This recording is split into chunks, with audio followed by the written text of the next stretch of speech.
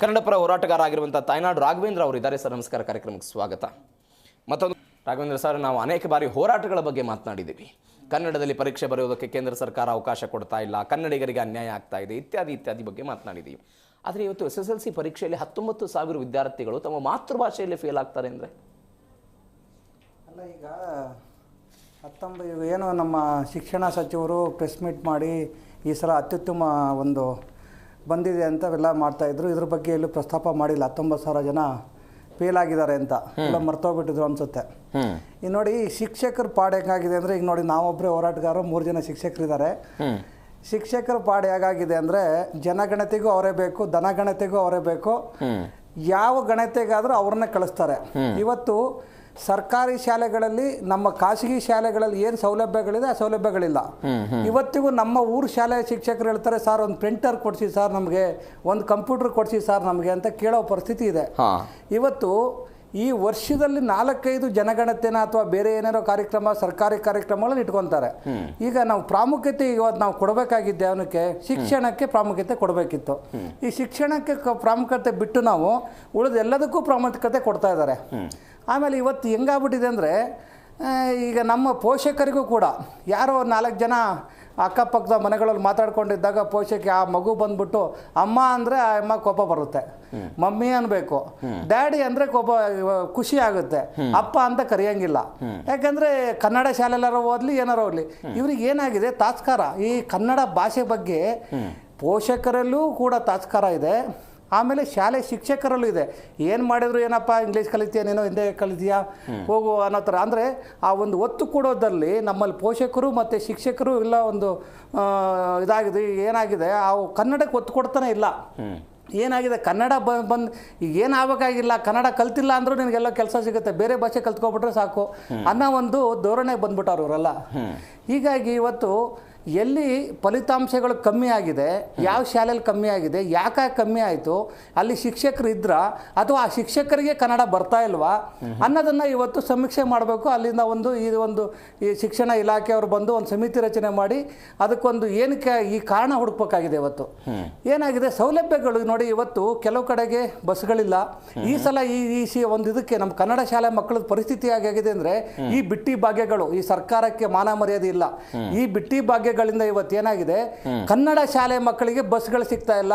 ಬೆಳಗ್ಗೆ ಅವ್ರು ಹೋಗ್ಬೇಕು ಅಂದ್ರೆ ಎಲ್ಲೋ ಜೋಕಾಲೆ ತರ ಬಾಗ್ಲಲ್ಲಿ ಹೋಗ್ತಾರೆ. ಇವತ್ತು ಸರಿಯಾಗಿರೋ ವ್ಯವಸ್ಥೆಗಳು ಇಲ್ಲದಿರೋದ್ರಿಂದ ಕನ್ನಡ ಶಾಲೆ ಇವತ್ತು ಏನಾಗಿದೆ, ಖಾಸಗಿ ಶಾಲೆಗಳು ನೀವು ಹಳ್ಳಿಗೆ ಹೋದ್ರಿ ನಾಯಿ ಕೋಡೆಗಳ ತರ ಇದಾವೆ. ಯಾರ್ದು ಎಲ್ಲ ಈ ಒಂದು ರಾಜಕಾರಣಿಗಳ ಪುಡಾರಿಗಳ ಹಿನ್ನೆಲೆ ಇರೋದು, ರಾಜಕಾರಣಿಗಳದು ಇವ್ರದೇ ಇರೋದು. ಖಾಸಗಿ ಶಾಲೆಯವ್ರು ಏನ್ ಮಾಡ್ತಾರೆ, ಮನೆ ಬಾಗಿಲಿಗೆ ಇವತ್ತು ಟೆಂಪೋಗಳನ್ನ ಬಸ್ಗಳನ್ನ ಕಳಿಸೋ ವ್ಯವಸ್ಥೆ ಮಾಡಿದ್ದಾರೆ. ಸರ್ಕಾರಿ ಶಾಲೆಯಲ್ಲಿ ಹೇಗೋ ಪಾಪ ಕಷ್ಟಪಟ್ಟು ಸರ್ಕಾರಿ ಶಾಲೆ ಹುಡುಗರು ಇವತ್ತು ಬಸ್ಸಲ್ಲಿ KSRTC ಬಸ್ಸಲ್ಲಿ ಹೋಗ್ತಾ ಇದ್ರು, ಸರ್ಕಾರಿ ಬಸ್ಸಲ್ಲಿ. ಇವತ್ತು ಅದನ್ನು ಒಂದು ಬಿಟ್ಟಿ ಭಾಗ್ಯ ಕೊಟ್ಬಿಟ್ಟಿವರು. ಸರಿಯಾಗಿರೋ 100 ಬಸ್ ಇದ್ರೆ 40 ಬಸ್ ಮಾತ್ರ ರೋಡ್ ಮೇಲೆ ಬಿಟ್ಟು ಆ 40 ಬಸ್ಸಲ್ಲೂ ಇವತ್ತು ಶಾಲೆಗೆ ಹೋಗದೇ ಇರೋ ತರ ಮಾಡಿಟ್ಟಿದ್ದಾರೆ. ಇದು ಒಂದು ಕಾರಣ ಇರ್ಬೋದು. ಇದನ್ನ ಕೂಲಂಕುಷವಾಗಿ ಒಂದು ತನಿಖೆ ಮಾಡಬೇಕು, ಒಂದು ಸಮಿತಿ ರಚನೆ ಮಾಡಬೇಕು. ಇದು ಯಾವುದೋ ಒಂದು ದುಡ್ಡು ಹಗರಣ ಆದ್ರೆ ಮಾಡ್ತಾರೆ, ಯಾರೋ ಒಬ್ಬರಿಗೆ ತೊಂದರೆ ಆದ್ರೆ ಮಾಡ್ತಾರೆ. ಯಾಕೆ ಶಿಕ್ಷಣದ ಬಗ್ಗೆ ಇಷ್ಟೊಂದು ತಾತ್ಸಾರ ನಿಮಗೆ, ಅದು ಕನ್ನಡ ಭಾಷೆ ಬಗ್ಗೆ ತಾತ್ಸಾರ ಇವತ್ತು ನೋಡಿ. ಆಮೇಲೆ SSLC ಒಂದು ನೀವೆಲ್ಲ ಮಾಧ್ಯಮದಲ್ಲಿ ಹೇಳ್ತೀರಾ, ನಾವು ಹೇಳೋದು 1ನೇ ಕ್ಲಾಸಿಂದ ಎಷ್ಟು ಮಾಡಲಿ, 1ನೇ ಕ್ಲಾಸಲ್ಲಿ ಎಷ್ಟು ಜನ ಕನ್ನಡ ವಿದ್ಯಾರ್ಥಿಗಳು ಪಾಸ್ ಆದ್ರು ಅಥವಾ ಶಾಲೆ ಶಿಕ್ಷಕರೇ ಪಾಸ್ ಮಾಡಿದ್ದಾರೆ. 2ನೇ ಕ್ಲಾಸ್ ಇದನ್ನ 9ನೇ ಕ್ಲಾಸ್ವರೆಗೂ ಅದನ್ನ ನೋಡ್ಕೊ ಬಂದಾಗ SSLC ಅಲ್ಲಿ ಆಲ್ಮೋಸ್ಟ್ ಎಲ್ಲರೂ ಪಾಸ್ ಆಗ್ತಾರೆ. ಸರ್, ವಿಜ್ಞಾನ, ಗಣಿತ, ಸಮಾಜ ವಿಜ್ಞಾನ, ಇಂಗ್ಲಿಷ್ ಮತ್ತು ಬೇರೆ ಭಾಷೆಗಳಿಗೆ ಸಿಕ್ಕಂತಹ ಪ್ರಾಶಸ್ತ್ಯ ಕನ್ನಡಕ್ಕೆ ಸಿಗ್ತಿದೆಯಾ? ಈ ಪ್ರಶ್ನೆಗೆ ಉತ್ತರವನ್ನು ತೆಗೆದುಕೊಳ್ಬೇಕು. ರಾಘವೇಂದ್ರ ಅವರೇ, ಇತ್ತೀಚೆಗೆ ನಾನು ಇವತ್ತು ಬೆಳಗ್ಗೆ ಒಂದು ವಿಡಿಯೋ ನೋಡ್ತಾ ಇದ್ದೆ. AICC ಅಧ್ಯಕ್ಷ ಮಲ್ಲಿಕಾರ್ಜುನ್ ಖರ್ಗೆ ಅವರ ಭಾಷಣ. ಅವರು ಆ ಭಾಷಣದಲ್ಲಿ ಮಧು ಬಂಗಾರಪ್ಪನವ್ರಿಗೆ ಒಂದು ಮನವಿ ಮಾಡ್ತಾರೆ. ನೀವು ಕಲ್ಯಾಣ ಕರ್ನಾಟಕದಲ್ಲಿ ಫಲಿತಾಂಶವನ್ನು ಸುಧಾರಣೆ ಮಾಡಬೇಕು ಅಂತೀರಿ, ಶಿಕ್ಷಕರನ್ನು ಕೊಡದೆ ಏನು ಸುಧಾರಣೆ ಮಾಡೋದಕ್ಕೆ ಸಾಧ್ಯ ಇದೆ? ನೀವು ಮೊದಲು ಶಿಕ್ಷಕರನ್ನು ಅಪಾಯಿಂಟ್ಮೆಂಟ್ ಮಾಡಿ, ಮೊದಲು ಕಲ್ಯಾಣ ಕರ್ನಾಟಕಕ್ಕೆ ಅಪಾಯಿಂಟ್ಮೆಂಟ್ ಮಾಡಿ, ಆಮೇಲೆ ಮೈಸೂರು, ಮಂಡ್ಯ, ಬೇರೆ ಬೇರೆ ಕಡೆಗಳೇ ಅಪಾಯಿಂಟ್ಮೆಂಟ್ ಮಾಡಿ ಅಂತ ಸ್ವತಃ ಅವರದೇ ಪಕ್ಷದ ನಾಯಕರು ಕೊಟ್ಟಂಥ ಹೇಳಿಕೆ. ಪ್ರಾಥಮಿಕ ಶಾಲೆಯಲ್ಲಿ 45,179, ಪ್ರೌಢಶಾಲೆಯಲ್ಲಿ 13,045 ಶಿಕ್ಷಕರ ಕೊರತೆ ಇದೆ ಸರ್. ಪ್ರೌಢ ಮತ್ತು ಪ್ರಾಥಮಿಕ ಶಾಲೆಯಲ್ಲಿ 2 ಕಡೆ ಇರುವಂತಹ ಕೊರತೆ. ಈ ಪರಿಪ್ರಮಾಣದಲ್ಲಿ ಶಿಕ್ಷಕರ ಕೊರತೆಯನ್ನು ಇಟ್ಕೊಂಡು ಒಂದು ಕಡೆ ಗೆಸ್ಟ್ ಫ್ಯಾಕಲ್ಟಿಗಳಿಗೆ ನೀವು ಸರಿಯಾದ ಸಂಬಳವನ್ನೇ ಕೊಡ್ತಾ ಇಲ್ಲ ಅನೇಕ ತಿಂಗಳುಗಳಿಂದ. ಅಂಥವರ ಕಡೆಯಿಂದ ಕನ್ನಡವನ್ನು ನೀವು ಬೋಧನೆ ಮಾಡಿಸಿದರೆ ಗುಣಮಟ್ಟದ ಶಿಕ್ಷಣ, ಗುಣಮಟ್ಟದ ಔಟ್ಪುಟ್ಟನ್ನು ನೀವು ನಿರೀಕ್ಷೆ ಮಾಡೋದಕ್ಕೆ ಸಾಧ್ಯನಾ? ಈ ಪ್ರಶ್ನೆಗೆ ಉತ್ತರ ಬೇಕು. ಅಲ್ಲ ನೋಡಿ, ಈಗ ಒಬ್ಬ ರಾಷ್ಟ್ರೀಯ ಅಧ್ಯಕ್ಷರು ಬಂದು ಒಬ್ಬ ಶಿಕ್ಷಣ ಸಚಿವರಿಗೆ ಮನವಿ ಮಾಡ್ತಾರೆ ಅಂದರೆ ನಾಚಿಕೆ ಆಗಬೇಕು ಅವರಿಗೆ. ಕಲ್ಯಾಣ ಕರ್ನಾಟಕ ಉದ್ಧಾರ ಮಾಡ್ತೇವೆ ಅಂತೇಳಿ ಸತತ 15-20 ಸಲ MLA ಆಗಿರೋ MLA MP ಎಲ್ಲ ಅಧಿಕಾರ ಅನುಭವಿಸಿ ಇವತ್ತು ಒಂದು ಕಲ್ಯಾಣ ಕರ್ನಾಟಕಕ್ಕೋಸ್ಕರ ಒಂದು ಶಿಕ್ಷಣ ಸಚಿವರ ಹತ್ರ ಗೋಗರಿತಾರೆ ಅಂದರೆ ನಾಚಿಕೆ ಮಾನ ಮರ್ಯಾದೆ ಅಂದರೆ ಇವತ್ತೇ ಅವ್ರ ಫ್ಯಾಮಿಲಿಯಲ್ಲಿ ಇನ್ನೊಬ್ಬರು ಸಚಿವರಾಗಿದ್ದಾರೆ, ಇದೇ ಪಕ್ಷದಲ್ಲಿದ್ದಾರೆ, ಆಡಳಿತ ಪಕ್ಷದಲ್ಲಿದ್ದಾರೆ. ಇವತ್ತು ಆ ಉತ್ತರ ಕರ್ನಾಟಕ ಭಾಗದಲ್ಲಿ ಆ ಬಿಸಿಲು ಜಗೆಯಲ್ಲಿ ಶಾಲೆ ಮಕ್ಕಳುಗಳಿಗೆ ಶೂ ಇಲ್ಲ ರೀ, ಶೂ ಹಾಕೊಂಡ್ರು ಆ ಬಿಸಿ ಕಾಲು ಸುಟ್ಟು ಹೋಗುತ್ತೆ, ಆ ರೀತಿ ನಡ್ಕೊಂಡು ಹೋಗ್ತಾರೆ. ಬಸ್ಗಳಿಲ್ಲ, ಇವ್ರ ಹಣೆ ಬರಕ್ಕೆ ಬಿಟ್ಟಿ ಭಾಗ್ಯಗಳು ಕೊಟ್ಟು ಬಸ್ಗಳು ಮಾಡಿದ್ರೆ ಇವತ್ತು ಈ ಶಿಕ್ಷಣವನ್ನು ರಾಜಕಾರಣಿಗಳಿಗೆ ಏನು ಮಾಡಿದರೆ ರಾಜಕೀಯಕ್ಕೆ ತರಬಾರ್ದಾಗಿತ್ತು. ಇವತ್ತು ಏನಾಗಿದೆ, ರಾಜಕೀಯಕ್ಕೆ ಶಿಕ್ಷಣ ತಂದುಬಿಟ್ರು. ನಾನು ಒಬ್ಬ ಸಚಿವ ಆಗಿದ್ದೇನೆ, ನನ್ನ ಸಚಿವ ಸ್ಥಾನ ಇದ್ದಾಗ ನಾನು ಜಾಸ್ತಿ 95% ಪಾಸ್ ಮಾಡಬೇಕು ಅನ್ನೋ ಒತ್ತಡಗಳು ಈ ವ್ಯಾಲ್ಯೂಯೇಷನ್ ಅವರಿಗೆ ಏನಾಗಿದೆ. ನನಗೆ ಸುಮಾರು ಜನ ಸ್ನೇಹಿತರು ಹೇಳಿದ್ರು, ಸರ್ ಏನಿದೆ ಅದನ್ನೆಲ್ಲರನ್ನೂ ಪಾಸ್ ಮಾಡಿ, ಗ್ರೇಡ್ ಕೊಡಿ, ಪಾಸ್ ಮಾಡಿ ಅಂತಾರೆ. ನಾವು ಏನು ಮಾಡೋದೋ ಗೊತ್ತಿಲ್ಲ, ರೀವ್ಯಾಲ್ಯೂಯೇಷನ್ ಹಾಕ್ಕೊಂಡು ನಮ್ದೇನಾದ್ರು ಸಿಗ್ನೇಚರ್ ಇರುತ್ತೆ, ನಮ್ಮನ್ನ ಎಲ್ಲಿ ಸಸ್ಪೆಂಡ್ ಮಾಡ್ತಾರೋ ಅನ್ನೋ ಒಂದು ಆತಂಕದಲ್ಲಿ ಇವತ್ತು ವ್ಯಾಲ್ಯೂಯೇಷನ್ ಹೋಗೋದಂಥ ಶಿಕ್ಷಕರಿದ್ದಾರೆ. ಇವತ್ತು ನೋಡಿ, ಇದೇನಾದ್ರು ಮುಂಚೆ ಗೊತ್ತಿದ್ದಿದ್ರೆ ನೀವು ಹೇಳುವಂಗೆ ಲಿಬರಲ್ ಆಗಿ ಅವರು ವ್ಯಾಲ್ಯೂಯೇಷನ್ ಮಾಡಿದ್ರೆ ಕನ್ನಡದಲ್ಲಿ ಅತಿ ಹೆಚ್ಚು ಜನ ಅಲ್ಲ, ಅದೇನೇ ಅವರಿಗೆ ಏನಾಗುತ್ತದೆ ಇದು ಗೊತ್ತಿರಲಿಲ್ಲ. ನೀವೆಲ್ಲ ಮಾಧ್ಯಮದರು ಇದನ್ನ ಒಂದು ಇಷ್ಟು ಇದು ಮಾಡ್ತೀರಾ, ಇದರ ಬಗ್ಗೆ ಚರ್ಚೆ ಆಗುತ್ತೆ ಅಂತ ಗೊತ್ತಿದ್ದಿದ್ರೆ ಏನಾರು ಸಚಿವರಿಗೆ ಈ ಇದನ್ನು ಕೂಡ 19,000 ಜನ ಪಾಸ್ ಮಾಡ್ಬಿಡೋರೋ ಗೊತ್ತಿಲ್ಲ. ಇವಾಗ ಏನಾಗಿದೆ ಇದು ಗೊತ್ತಿಲ್ಲ ಪಾಪ. ಇದ್ರಲ್ಲಿ ಏನಾಗ್ಬಿಟ್ಟಿದೆ, ಈಗ ಒಂದು ಕಳ್ಳರು ಏನಾಗುತ್ತೆ ಎಲ್ಲ ಸಾಕ್ಷಿನ ನಾಶ ಮಾಡಿ ಹೋಗ್ತಾರೆ, ಎಲ್ಲ ಒಂದ್ ಕಡೆ ಬಿಟ್ಬಿಟ್ಟು ಪೊಲೀಸರು ಹೆಂಗೆ ಅರೆಸ್ಟ್ ಮಾಡ್ತಾರೆ, ಹಿಡಿತಾರಲ್ಲ ಆ ತರ ಇಲ್ಲಿ ಏನಾಗ್ಬಿಟ್ಟಿದೆ 95% ಬಂದ್ಬಿಡ್ತು ಅಂತ ಆ ಖುಷಿಯಲ್ಲಿ ಈ ಕನ್ನಡನ 19,000 ಜನ ಫೇಲ್ ಆಗೋರೆ ಅಂತ ಅವ್ರಿಗೆ ಗೊತ್ತಿಲ್ಲ. ಇದು ಇವತ್ತಿನ ಒಂದು ನೀವೆಲ್ಲ ಮಾಧ್ಯಮದಲ್ಲಿ ಏನು ಮಾಡಿದ್ರಿ, ನೀವೆಲ್ಲ ಹುಡುಕ್ಬಿಟ್ಟು ಇದನ್ನ ಹಾಕ್ಬಿಟ್ಟಿದ್ರೆ ಇವಾಗ ನಾವೆಲ್ಲ ಚರ್ಚೆ ಮಾಡ್ತಾ ಇದ್ದೇವೆ. ಇದು ಯಾಕಂದ್ರೆ ಇವತ್ತೆಲ್ಲ ಮಾಧ್ಯಮಗಳು ಇಲ್ಲ ಅಂದಿದ್ರು ಎಷ್ಟೋ ಮರೆಮಾಚಿ ಹೋಗ್ತಾ ಇದ್ದು ಎಷ್ಟೊಂದು ಕೇಸ್ಗಳು, ಭ್ರಷ್ಟಾಚಾರಗಳು. ಇವತ್ತು ನೋಡ್ರಿ, ಯಾವುದಾದ್ರು ಒಂದು ಶಾಲೆ ಅಲ್ರಿ ಇವ್ರು ಶಿಕ್ಷಣಕ್ಕೆ ಒತ್ತು ಕೊಡಬೇಕು, ಖಾಸಗಿ ಶಾಲೆ ಆಗಲಿ ಇದಕ್ಕೆ. ಇವತ್ತು ನೋಡಿ, ನಮ್ಮ ಶಿಕ್ಷಕರು ಹೇಳ್ದಂಗೆ ಇವತ್ತು ಖಾಸಗಿ ಶಾಲೆಗೆ ಹೋದರೆ ಅದೇ ಕನ್ನಡ ಶಿಕ್ಷಕರಿಗೆ 15,000 ಸಂಬಳ, ನಿಮ್ಗೆ ಇಂಗ್ಲೀಷು ಹಿಂದಿ ಅವರಿಗೆ 35,000 ಸಂಬಳ ಕೊಡ್ತೇವೆ ಅಂತ. ಅದ್ರ ಜೊತೆಗೆ ವಾರಾಂತ್ಯಗಳಲ್ಲಿ ಕ್ಲಾಸ್ ಹಾಕೋ ವಿಚಾರದಲ್ಲಿ ಈಗ ನೋಡ್ರಿ ಕ್ವಾಲಿಟಿ. ಈಗ ನೋಡಿ ನಾವು ಹೇಳೋದು, ನಾನೀಗ ಒಂದು ಮೊಬೈಲ್ ತಗೊಂತಾನೆ, ಫೋಟೋ ಕ್ಲಿಯರ್ ಆಗಿ ಬರ್ಬೇಕು ಅಂದ್ರೆ ಇದಕ್ಕೆ ನಾನು 1,30,000 ಕೊಡ್ತಾನೆ. ಇಲ್ಲಿ ಬೇಡಪ್ಪ ಬರೇ ಮಾತಾಡೋಣ ಅಂದ್ರೆ ಏನಾಗುತ್ತೆ, ಬರೀ 50,000 ಕೊಡ್ತಾನೆ. ಈ ಕ್ವಾಲಿಟಿ ಹೆಂಗೆ ಆಗುತ್ತಲ್ರಿ. ಈಗ 35,000 ಕೊಡೋ ಶಿಕ್ಷಕನಿಗೆ ಅದೆಲ್ಲ ಗೊತ್ತಿರುತ್ತೆ, ಅವರಿಗೆ ಅವ್ನು ಕನ್ನಡದ ಬಗ್ಗೆ ತಿಳ್ಕೊಂಡಿರ್ತಾರೆ, ಅವ್ರು ಒಳ್ಳೆ ಶಿಕ್ಷಕರು ತರ್ತಾರೆ. ಅವಾಗ ಮಕ್ಕಳಿಗೆ ಈಗ ಒಬ್ಬ ಶಿಕ್ಷಕರಿಗೆ ನಿಮ್ಗೆ ಸರಿಯಾಗಿ ಕನ್ನಡ ಬರಲ್ಲ, ಸರಿಯಾಗಿ ವ್ಯಾಕರಣಗಳು ಬರಲ್ಲ ಅಂದಾಗ ಇನ್ನು ಮಕ್ಕಳಿಗೆ ಏನು ಕಲಿಸ್ತೀರಾ ನೀವು?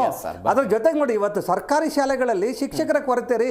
ಇವರಿಗೆ ಈಗ ಏನು ಅವರು ಗೆಸ್ಟ್ ಶಿಕ್ಷಕರು ಅಂತ ಬಂದವರಿಗೆ ಸಂಬಳ ಕೊಡ್ತಾ ಇಲ್ಲ, ಸೆಕೆಂಡ್ರಿ ಇರೋ ಶಿಕ್ಷಕರು. ಇವತ್ತು ನೋಡಿ ಅನ್ನ ಇವತ್ತೇನಲ್ಲಿ ಇವಾಗ ಏನು ಬಿಸಿ ಊಟ ಮಾಡಿದ್ದಾರೆ, ಆ ಬಿಸಿ ಊಟದಲ್ಲಿ ಜಿರ್ಲೆ ಬಿದ್ರು ಶಿಕ್ಷಕರ ಹೊಣೆ, ಬಿಸಿ ಊಟ ಆಗಿಲ್ಲ ಅಂದ್ರೂ ಶಿಕ್ಷಕರ ಹೊಣೆ.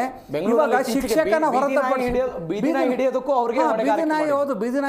ಅವ್ರದಿಗೆ. ಈ ಮುಂಚೆಲ್ಲ ನಾವೆಲ್ಲ ಶಾಲೆಗೆ ಹೋಗ್ಬೇಕಾದ್ರೆ ಏನ್ ಮಾಡೋ ಶಿಕ್ಷಕರು, ಯಾರೋ ಬುಡ್ಗ ಬಂದಿಲ್ಲ ನಾವು ಕೈ ಕಾಲು ಹಿಡ್ಕೊಂಡು ಎತ್ಕೊಂಡು ಶಾಲೆಗೆ ಬಿಡ್ತಾ ಇದ್ದೀವಿ. ಇವತ್ತು ಆವಿಲ್ಲ. ಇವತ್ತು ಇನ್ನೂ ಪೋಷಕರು ನೀವೇನಾದ್ರು ಕೈ ಕಾಲು ಹಿಡಿದಲ್ಲ, ಈ ಶಿಕ್ಷಕರೇ ಒಂದು ಲಾಠಿ ಹೊಡೆದ್ರೆ ಹೋಗಿ ಪೊಲೀಸ್ ಕಂಪ್ಲೇಂಟ್ ಕೊಡ್ತಾರೆ. ಈಗ ಪೋಷಕರು ಬದಲಾಗಬೇಕಿಲ್ಲಿ, ಪೋಷಕರದು ತಪ್ಪಿಲ್ಲ ಅಂತಿಲ್ಲ. ಪೋಷಕರು ಕನ್ನಡದ ಬಗ್ಗೆ ಇವತ್ತು ಇನ್ನೊಂದ್ರೆ ಇಷ್ಟೆಲ್ಲ ನಮ್ಮ ಶಿಕ್ಷಣ ಸಚಿವರು ಹೇಳ್ತಾರೆ, ಮಲ್ಲಿಕಾರ್ಜುನ್ ಖರ್ಗೆ ಅವ್ರು ಹೇಳ್ತಾರೆ, ನಿಮಗೆ ಸಿದ್ದರಾಮಯ್ಯ ಅವರಿಗೆ ಕನ್ನಡ ರಾಮಯ್ಯ ಅಂತ ನಾವು ಹೇಳಿದ್ದೇವೆ. ನಿಮ್ಗೆ ಏನಾದರೂ ಸ್ವಲ್ಪನಾದ್ರು ಮಾನವೀಯತೆ ಇದ್ರೆ, ನಿಮ್ಗೇನಾದ್ರು ಶಿಕ್ಷಣ ಅಥವಾ ಕನ್ನಡದ ಬಗ್ಗೆ ಅಭಿಮಾನ ಇದ್ರೆ, ಪ್ರತಿಯೊಂದು ಕಡ್ಡಾಯವಾಗಿ ಶಿಕ್ಷಣವನ್ನ ನಮ್ಮ ಕರ್ನಾಟಕ ನೆಲದಲ್ಲಿ, ನಮ್ಮ ಕನ್ನಡ ನೆಲದಲ್ಲಿ ಯಾವುದೇ ಒಂದು ಶಾಲೆ, ಖಾಸಗಿ ಆಗಲಿ, CBS ಆಗಲಿ, ICIC ಆಗಲಿ, ಕನ್ನಡ ಯಾವುದೇ ಸರ್ಕಾರಿ ಶಾಲೆ ಅಥವಾ ಖಾಸಗಿ ಶಾಲೆಗಳಲ್ಲಿ ಕಡ್ಡಾಯವಾಗಿ ಶಿಕ್ಷಣ ಕನ್ನಡ ಕಲಿಲೇಬೇಕು ಅಂತ ಮಾಡಿ, ಕನ್ನಡ ಕಲ್ತವ್ರಿಗೆ ಮಾತ್ರನೇ ಸರ್ಕಾರಿ ಉದ್ಯೋಗ ಅಂತ ನೀವು ಒಂದು ಕಾನೂನು ತಗೊಬನ್ನಿ, ಯಾರು ಅಪೋಸ್ ಮಾಡಲ್ಲ. ಯಾಕೆ ಮಾಡ್ತಾರೆ ಹಾಗಾದ್ರೆ?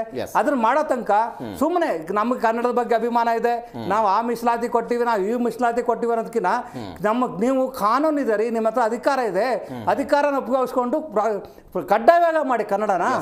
ಸರ್, ಕೊನೆಯದಾಗಿ ರಾಘವೇಂದ್ರ ಸರ್, ಏನು ಮಾಡಬಹುದು ಅಂತೀರಿ ಸರ್ಕಾರದವರು ಈ ನಿಟ್ಟಿನಲ್ಲಿ? ಕನ್ನಡವನ್ನು ಅಳಿವೊಳಿವಿನ ಪ್ರಶ್ನೆ ಇದು. ಒಂದು ಪ್ರಾಥಮಿಕ ಮತ್ತು ಪ್ರೌಢಶಾಲಾ ಹಂತದಲ್ಲಿ ಈ ರೀತಿಯಾಗಿ ಸಮಸ್ಯೆ ಆಗ್ತಿದೆ ಅಂತ ಹೇಳಿದ್ರೆ ಕೂಡಲೇ ಎಚ್ಚೆತ್ತುಕೊಳ್ಳುವಂಥ ಅಗತ್ಯತೆ ಇದೆ. ಅಲ್ಲ, ಈಗ ಕನ್ನಡದ ಬಗ್ಗೆ ಈಗ 19,000 ಜನ ಏನು ಇದಾಗಿದ್ದಾರೆ, ಫೇಲ್ ಆಗಿದ್ದಾರೆ. ನೋಡಿ, ಕನ್ನಡ ಭಾಷೆ ಕಷ್ಟನೇ ಅಲ್ಲ. ಈಗ ಮಗು ಹುಟ್ಟಿದ ತಕ್ಷಣ ಏನಾಗುತ್ತೆ, ಅಮ್ಮ ಅಂತ ಹೇಳು ಅಂತ ಹೇಳ್ತೇವೆ ನಾವು, ನಮ್ಮ ತಾಯಿ ಭಾಷೆ, ತಾಯ್ನಾಡು. ಈಗ ಅಮ್ಮ ಅಂತ ಹೇಳಿ ನಾವು ಫಸ್ಟ್ ಪ್ರಥಮ ಹುಟ್ಟಿದ ಮಗುಗೆ ನಾವು ಕನ್ನಡ ಹೇಳ್ಕೊಟ್ಟಿರ್ಬೇಕಾದಾಗ ಕನ್ನಡನ ಇದೆ, ಕನ್ನಡ ಅವಶ್ಯಕತೆ ಇದೆ. ನೀನು ಮುಂದೆ ಸರ್ಕಾರಿ ನೌಕರಿ ಬೇಕಾದ್ರೆ ಅವಶ್ಯಕತೆ ಇದೆ, ನೀನು ಕೆಲಸ ಮಾಡಬೇಕು ಅಂದ್ರೆ ಅವಶ್ಯಕತೆ ಇದೆ. ಕನ್ನಡ ಭಾಷೆಗೆ ನೀವು ಪ್ರಾಮುಖ್ಯತೆ ಕೊಡಬೇಕು ಅಂತ ಸರ್ಕಾರನೂ ಹೇಳಬೇಕು, ಕುಟುಂಬದ ಅವರು ಏನು ಪೋಷಕರು ಹೇಳಿದಾಗ ಕನ್ನಡ ಕಷ್ಟನೇ ಆಗಲ್ಲ. ಯಾವಾಗ ಕನ್ನಡ ಮಾತಾಡು, ನೀನು ಅಮ್ಮ ಅಂತ ಕನ್ನಡ ಮಾತಾಡು ಹುಟ್ಟಿದ ತಕ್ಷಣ, ಅದಾದ್ಮೇಲೆ ಮಮ್ಮಿ ಅಂತ ಹೇಳು ಅಂತ ಹೇಳ್ಬಿಟ್ಟು ಕನ್ನಡ ತಾತ್ಕಾರ ಮಾಡೋದ್ರಿಂದಲೇ ಒಂದ್ ಕಡೆ ಸರ್ಕಾರ ಇರ್ಬೋದು, ಒಂದ್ ಕಡೆ ಪೋಷಕರು ಇರ್ಬೋದು, ಇವತ್ತು ಕನ್ನಡ ಭಾಷೆ ಈ ಮಟ್ಟಕ್ಕೆ ಬಂದು ನಿಂತ್ಕೊಂಡಿದೆ. ಇದನ್ನು ಕಠಿಣ ಕ್ರಮ ಏನಾರು ಈಗ ನಮ್ಮ ಏನು ಸಿದ್ದರಾಮಯ್ಯ ಅವರಿಗೆ ಕನ್ನಡ ರಾಮಯ್ಯ ಅಂತ ಹೆಸರಿಟ್ಟಿದ್ದೇವೆ, ಅವ್ರಿಗೆ ಏನಾರು ಇದ್ರೆ ಕೊನೆ ಇನ್ನೇನು ಮೂಮೆಂಟು ಈಗ ಇರ್ಬೋದು, ಅವ್ರದ್ದು ಕೊನೆ ಅಧಿಕಾರ ಅವಧಿ. ಅದು ಇದನ್ನ ಕನ್ನಡದ ಒಂದು ಕಡ್ಡಾಯ ಮಾಡಲಿ. ಅದು ಅವಾಗ ಆಮೇಲೆ ನೋಡಿ, ಈ ಒಂದು ಆತರ ನಿರ್ಧಾರ ಯಾಕೆ ತಗೊಂಡ್ರು ನಮ್ಮ ಸಚಿವರು ಅಂದ್ರೆ ಅವ್ರದ್ದು ಕೂಡ ಸಚಿವ ಸ್ಥಾನ ಇರುತ್ತೋ ಬಿಡುತ್ತೋ ಗೊತ್ತಿಲ್ಲ ಪಾಪ. ಮುಂದಿನ ಅಲ್ಲಲ್ಲ ಅದಂದ್ರೆ ನಾನು ಹೇಳೋದು ಯಾಕೆ ಅಲ್ಲ, ರಾಜಕೀಯನ ನಮ್ಮ ಶಿಕ್ಷಣದಲ್ಲಿ ಬೆರೆಸಬಾರ್ದು ಅಂತ ಹೇಳ್ತಾರೆ. ರಾಜಕೀಯ ಮಾತಾಡ್ತಾ ಇಲ್ಲ, ಶಿಕ್ಷಣದಲ್ಲಿ ಬೆರೆತ್ರೆ ಏನು 2 ದಿನ ಎಕ್ಸಾಮ್ ಇರಬೇಕಾದಾಗ ಹಿಂದಿ ಬೇಡ, ನೀವು ಗ್ರೇಡ್ ಮಾರ್ಕ್ಸ್ ತರ್ತೇವೆ ಅಂತ ಹೇಳಿದ್ರೆ ಆ ಮಾತಿಂದ ಮಕ್ಕಳುಗಳು ಏನಾಗುತ್ತೆ, ಹಿಂದಿ ಬಿಡು, ನಾನು ಬರೆದ್ರು ಆಗುತ್ತೆ ಬರೆದಿಲ್ಲ ಅಂದ್ರೂ ಆಗುತ್ತೆ ಅಂತ ಮಾಡ್ತಾರೆ. ಈ ರಾಜಕೀಯನ ಇಲ್ಲಿ ತಂದು ತರಬಾರ್ದು. ಮುಂದಿನ ವರ್ಷ ಮಾಡಿ ಅಂತ ಹೇಳಿದ್ರೆ ಯಾರಿಗೂ ತೊಂದರೆ ಇರಲಿಲ್ಲ. ಆದ್ರೆ ಮುಂದಿನ ವರ್ಷ ತನಕ ಅವ್ರು ಇರೋ ಅನುಮಾನ ಇರೋದ್ರಿಂದ ಅದನ್ನ ತಕ್ಷಣ ಹೇಳಿರ್ತಾರೆ. ಏನಾಗುತ್ತೆ